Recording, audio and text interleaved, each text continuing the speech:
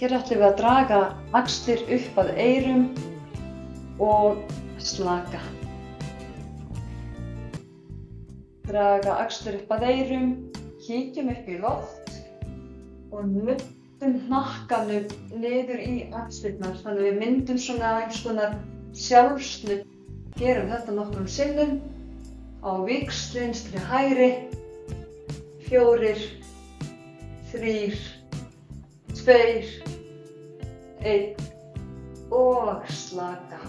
Ef við setjum hendur hér upp í svokallaða húrrastöðu, rögum höndabreiðin saman og þrýstum olnbogunum aftur, höldum hér í 3 sekúndur, 2, 1 og slaka.